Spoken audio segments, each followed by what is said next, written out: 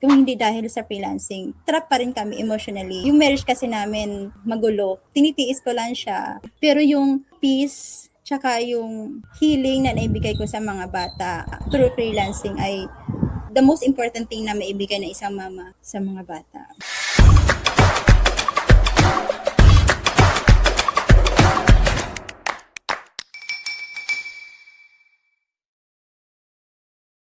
Hi Marie! Hi Coach, good afternoon. Ano ba yung buhay mo before Facebook advertising? I was an ESL teacher po. Marami akong mga anak, nag-work ako, pagtulog na yung mga bata lang. Kaya yun, lagi akong puyat kasi pinapatulog ko muna sila, tsaka ako makapagtrabaho. Tapos of course, maliit lang yung income. Kasi yun lang din yung kaya ko eh. Pag nanay ka, yung kinikita mo talaga din, kailangang enough. Yun talaga ang struggle ko, Coach. Kaya naghanap ako ng mapakitaan na maganda.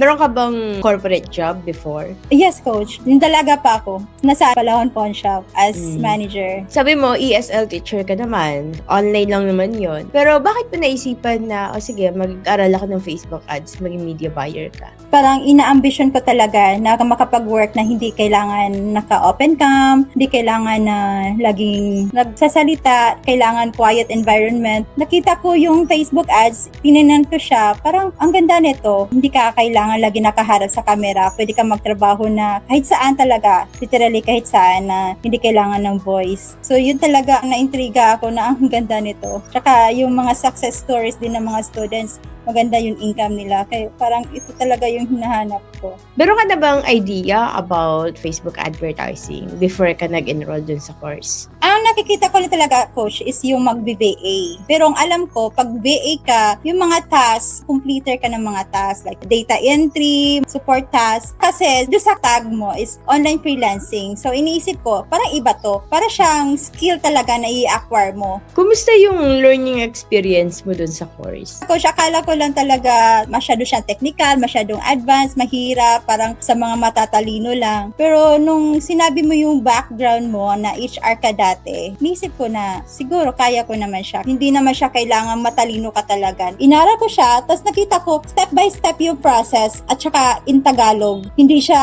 mahirap intindihin. Tsaka step by step siya. Kailangan mo lang talaga yung enough time to learn. Kasi hindi siya makakuha na isang upuan lang. Kailangan mo talaga mag-invest ng time. So after mo ng course, naghanap ka ba kagad ng client? Nakakuha naman agad ako ng client. Before 1 month, nagka-client na agad ako. Paano mo nahanap yung client na yun? Lagi ako nagre-rely lang sa online jobs. Doon ka lang din siya nahanap. Doon pala sa sinabi mong tips kung saan makakahanap ng client. Doon sa mga groups din. Actually, nakakuha din ako doon sa mga groups ng client. Pero parang start-up talaga na business sila. Whereas doon sa nakita ko talaga na naging client ko na siya, isa siyang established na business na digital marketing agency. So doon ka siya nahanap na madali lang yung process din kasi kahit na US-based siya, yung hiring staff ay Filipino. Tapos nung highlight ko na kahit wala ako experience, graduate ako sa course na to ni Coach Jerry Plinky Yamson na yung mga graduate na mga students niya ay experts na sa media buying.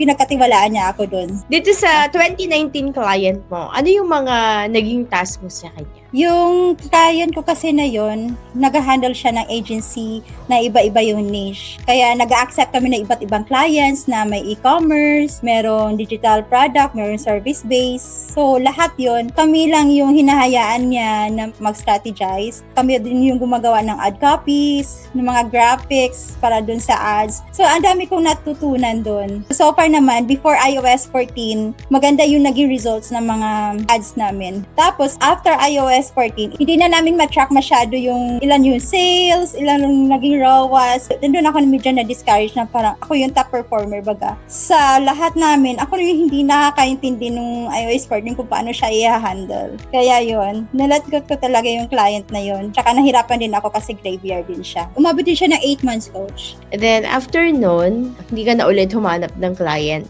Naghanap naman, Coach, pero yung nag-hire sa akin, yung task na binibigay na ay hindi media buying, kundi social media management. Tinanggap ko naman. Nagtagal ako doon, na-stuck ako doon ng 3 years. Nakalimutan ko na yung media buying kasi nakafocus na ako doon eh. Nung nawala naman siya, na-realize ko na pag SMM ka pala, yung role mo pala ay hindi ganun attached sa revenue ng company, madali kang i-let go kahit na matagal ka na, kahit may relationship na kayo ng client. So naisip ko na pag bumalik ako sa media buying, attach kasi yung performance mo dun sa revenue So hindi ka madaling i-let go. Kaya yun bumalik ako. Buti na lang, may version 4 sa coach mo po. Nakikinabang talaga ako dun. As in, na malaking tulong. Pero ngayon, meron kang client na hinahandle as media buyer. Yung client ko naman ngayon, hindi na siya ganun masyadong challenging. I'm handling about 100 ad accounts, pero hindi lahat yun chinecheck kasi naka-automate na din siya. Alam na namin kung ano yung ad account na kailangan na attention, kailangan i-optimize. Yun lang din yung chinecheck namin every Tuesday and Friday. Trabaho ko every Tuesdays and Fridays lang kasi yun din yung time na enough na mag-spend din yung ad account. Malalaman kung ano yung action na iti-take doon sa campaigns. 2 days in a week ka nag-work, ilang oras ito? Mataas na talaga yung 4 hours per day. For example, Tuesday. Kasi 100 ad accounts. Minsan, lagi naman kasing maganda yung results. 20 to 30 lang ad accounts yung chinecheck namin. Mag-optimize na lang at saka mag-scale. Hindi naman ganun ka-scaling yung process namin kasi di ba limited lang yung budget. So, more on optimization talaga lang. Ano yung mga naging challenges mo? Most of my challenges talaga is nanggaling sa emotional at saka mental health ko. Kasi I was in a chaotic marriage. Nahahati yung attention ko. Parang yung emotion ko laging down.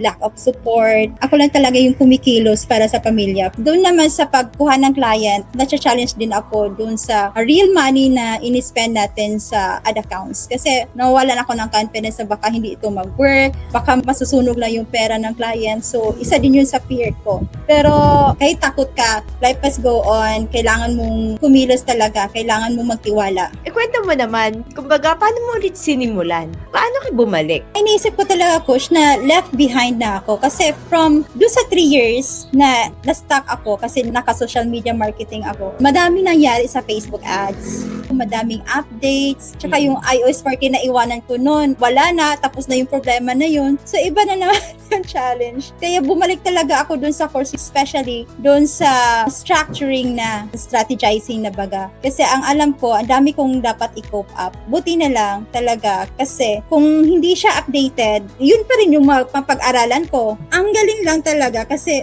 grabe no, kahit na left behind ka, nag-update yung course, masusundan mo pa rin siya na up-to-date siya. As in talaga, nakikinabang ako, ang galing lang. Then, paano ka ulit naman nakahanap ng client? Hindi ko talaga siya alam kung saan niya ako nakita kasi nag-reach out lang siya sa akin sa WhatsApp. Tapos, yung una, hindi din kami nakakaintindihan kasi ang sinabi niya sa akin, commission base. Parang wala na kasi dun sa offer pa lang, dun sa commission base pa lang, parang red flag na. Wala na, nakat na yung communication namin na wala na kami. Tapos nag-reach out siya ulit. Sabi niya, gusto daw niya yung energy ko. Tapos inopera niya ako ng gusto kong amount. Na-fix siya, hindi siya commission base. Nag-deal kami doon. Tapos hanggang ngayon, client ko pa rin siya. As of now, ilan yung clients na hinahandle mo? Meron akong 2 coach, yung isa na makeup artist na niche, yung isa naman, e-commerce siya na target market namin ay yung mga women na into premenopausal stage. Yung may product kami para sa kanila. Yun ang hinahandle ko. Graveyard ba to or flexible working hours ka na? Flexible po, coach. Yung EST pala na sinabi ng client na yun, nawala na rin yun. Parang yung terms ko na talaga ang sinusunod niya. So, tingin mo, bakit siya bumalik sa'yo? Tapos parang nung bumalik siya sa'yo, biglang ikaw na yung nasunod. Yun na nga, coach, nakapagtataka. Parang amazing talaga. Hindi ko talaga akalain na siya din pala yung hinahanap ko na dinidream or pinipray ko na client. Hindi ko rin ma-explain. At saka yung working hours na 8 hours per week lang. Tapos yung gusto ko na sahod ang binibigay niya, God-given lang talaga siguro para sa akin. Of course, yung skill na nakuha ko dun sa course. At saka siguro din yung character na nakikita niya during our communication. Heavenly intervention. Yeah. Correct. Ayan, if okay lang naman sa'yo na i-reveal natin, magkano ba yung pwedeng income ng isang media buyer? Sa akin, I am the breadwinner of family of 5. And then, may binabayaran ako monthly na sasakyan kasi kumuha ako ng sasakyan. Tapos nakapag-save ako, nagsisave talaga ako for the future of my kids. In short, you have 4 kids, lahat yan shoulder mo expenses. Yes, coach, kasi Talaga? umalis na kami dun sa asawa ko eh. Yun din ang pinapasalamatan pasalamatan ko pala, coach, dito sa online freelancing. Yung marriage kasi namin magulo. Tinitiis ko lang siya. Sinishare ko to kasi alam ko may mga mommy dyan out there na nagtitiis para natatrap sila sa isang relationship or sa isang marriage na nawala na yung halaga nila sa sarili. Tinitiis mo na lang para maging okay yung family mo, buo ang family mo. Pero ang totoo, broken ka inside. So sa freelancing, nagbigay siya ng freedom sa akin tsaka sa mga bata. Kung hindi dahil sa freelancing, trap pa rin kami emotionally. Broken kami inside kasi yung naging papa kasi nila is, sorry for the term, narcissistic character. Ang hirap i-explain kasi ikaw lang yung may alam kung ano talaga nangyayari sa loob ng bahay. Paano ka tinitreat as a wife, as a mother of the children. Gusto ko lang ma-share na blessing talaga siya, lalo na sa mga mommies na na-trap sa mga relationship na hindi ka dapat nandun.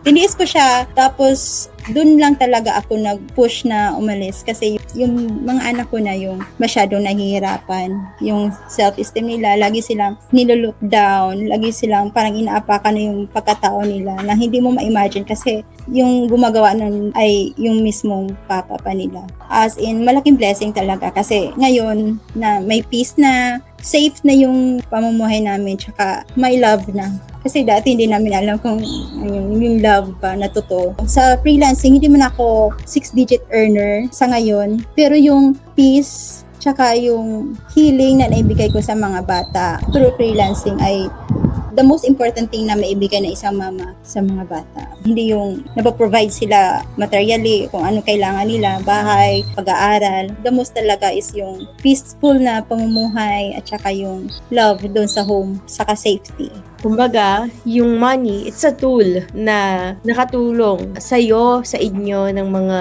anak mo na makaalis sa isang sitwasyon na hindi healthy para sa kanila. Ayaw natin na lumaki sila sa ganong klaseng environment. Habang buhay nila yan dadalhin eh. May experience pala ako na pinapagalitan siya. Tapos nakita ko siya nagsusulat habang tumutulo yung luha. Nung natulog na siya, kinuha ko yung note na ginawa niya. Tapos meron doon nakalagay na magsusuicide siya. Yun talaga na kailangan ko ng kumilos. Kailangan kong gumawa ng paraan na makaalis. Alam mo, ngayon lang ako nakapag-interview na sinabi na kahit hindi man daw siya 6 digits, talagang malaki yung impact ng Facebook ads because hindi na lang siya basta amount lang eh, kundi yung amount na yun yung nagbigay ng hope na pwede na tayong umalis dito sa lugar na to. Pwede na tayong magkaroon ng sarili nating space na hindi na natin siya kasama. Yes, coach. For sure, meron siguro. Katulad na nasa sitwasyon mo siguro before, di ba? You have to escape those emotions. Kailangan mong gumawa ng paraan. Kahit natakot ka, alam naman ng Diyos kung ano yung pinagdaanan mo. Tutulungan ka ni God na makawala doon sa sitwasyon na yun. Kailangan mo lang talaga tatagan ng sarili mo kasi alam mo na walang ibang tutulong sa'yo, ikaw lang. Kung may takot man, you have to face those fears. At saka, dasal. Lahat naman ng pinagdasal mo at the right time, ibibigay ni Lord. So, if na-inspire kayo sa story ni Marie, meron akong generate na media buyer roadmap na kung saan ay i-explain ko sa inyo ano ba yung online freelancing, ano ba yung Facebook ads, paano ka ba makapagsimula dito, saan ka pwede mag-aral ng Facebook ads. Ilalagay ko sa description box yung link ng media buyer roadmap. All you have to do is fill out the form, lagay mo lang yung email address mo, and then yung name, and then magkakaroon ka na ng access dun sa media buyer roadmap. Salamat talaga, coach. Hindi ko express lahat. Gaano ako ka-grateful na dumating ka sa buhay ko. Ikaw yung naging tulay, ikaw yung ginamit ni Lord para maiahon kami doon sa sitwasyon namin ng mga bata. Salamat talaga at saka I pray na lalo ka pang i-bless ni Lord yung program mo. Marami po talaga natutulungan at isa na po ako doon. Thank you, Marie. What if ikaw naman ang maka-experience ng ganitong klaseng buhay? Kumikita ka habang nasa bahay ka kasama ang pamilya mo. Click the subscribe button para sa mga susunod na inspiring stories ng mga successful online freelancers.